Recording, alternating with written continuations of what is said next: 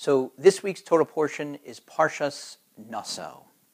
And the Parsha moves along at a nice clip. We're learning all sorts of interesting things, laws and events, etc. When all of a sudden, we get to chapter 7 in the book of Numbers, right around passage 11. Easy to remember for you Slurpee fans, 7:11 in the book of Numbers. And things grind to a halt. What happens? Each one of the leaders of the 12 tribes decides to bring a gift in honor of the inauguration of the altar. And God, in the Torah, records the gift of each one of these leaders. So this leader comes and he brings a gift of a bowl and a spoon and a bull and a ram, different animals, etc. It's very nice. And then this leader comes and he brings a gift of a bowl and a spoon and a bull and a ram and some animals, etc. 2, 8, 10, 12. Each leader brings the exact same gift. And the whole gift is listed over and over and over and over again. By the time you get to late in the day, 5, 6, 8, it's like, we know what's coming. Guess what? Same gift. So this is the kind of section that back in day school when I was a kid would torture me. I'd say to myself, what's God doing? He's trying to bore me? I just don't get it. And I would stare at the clock in the classroom, and I would pray that my latent powers of telekinesis would kick in. And I would concentrate and try to move the hand on the clock faster so I could get out of that class. That was when I was young. Now I'm older, and I'm slightly more mature, and now I get it, or at least I think I do. Built into these seemingly, I hate to even say it now, boring passages are some incredibly powerful lessons. Number one, imagine, and this of course is certainly a hint if my children are watching this, that it's Father's Day, and your children get together and they make you something nice. Balloons, and a card, and some French toast for breakfast, and an omelet, and they do all the chores that you were supposed to do that day. Dad, happy Father's Day. It's fantastic, okay? And you, of course, you're going to thank them unless you're a total ingrate. Thank you guys, that was so nice. But you could do it a different way. Imagine doing this. Instead of thanking all of them, if you have a bigger family, more than one kid, you find time during the day, later in the day, and you take each one of them aside individually. And you say, I want you to know something.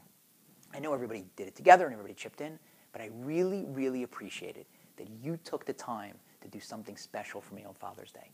Thank you so much. You're going to make each kid feel like $1 million. You're thanking them in both instances, but in the second way, when you thank them individually, how special is that? And that's what God's doing. Each leader brought the same gift. And God could have said, okay, and the leaders all brought the same gift. He didn't do that. He singled each one out individually to show proper gratitude and to make each one feel special. That's lesson one. Lesson two. These leaders were extremely wealthy. Even the average Jew was wealthy when we left Egypt because we had gold and we had silver from the Egyptians. And then when the chariots of the Egyptians were wiped out and destroyed in the Nile, we were able to grab that gold. So everybody was wealthy. And the leaders were even more wealthy because, after all, it is good to be the king. So the leaders, notwithstanding their extraordinary wealth, brought relatively modest gifts in honor of the dedication of the altar. Very nice gifts, to be sure, but modest. Now, can you imagine nowadays?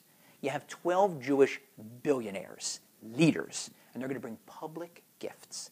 And not only are they going to bring public gifts, but each one is going to bring his gift on one day, and it's going to take 12 days. So the first one's going to see nobody's gift, but the second one's going to see the first one's gift, and the 10th one's going to see the first 9 gifts, and the 12th one the first 11 gifts. You don't think that there'd be a little one-upmanship going on? You don't think that if the first guy would show up with his gift in a helicopter with fireworks working, blowing up, okay, that by the 8th or the 10th day, somebody would be coming in on a Lear jet, and by the 12th day, wouldn't the last billionaire be delivering his gift on an aircraft carrier? I mean, these guys, okay, billionaires, they don't keep up with the Schwartzes or the Joneses. They are the Schwartzes or the Joneses. That's probably what would happen.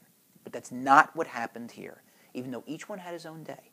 And each one had the benefit of seeing what came before, and certainly had the temptation to outdo the other leaders. Nobody did that. They all restrained themselves. Each one brought a modest gift, and each one brought the same gift. So maybe we can think about those two lessons. How to show not just proper gratitude, but an extra measure of gratitude to make somebody feel special. And how to restrain ourselves. How to do the right thing, but do it in a modest fashion, not in an in-your-face fashion, not in an over-the-top fashion. Maybe we can work on those and take those great lessons from this week's portion.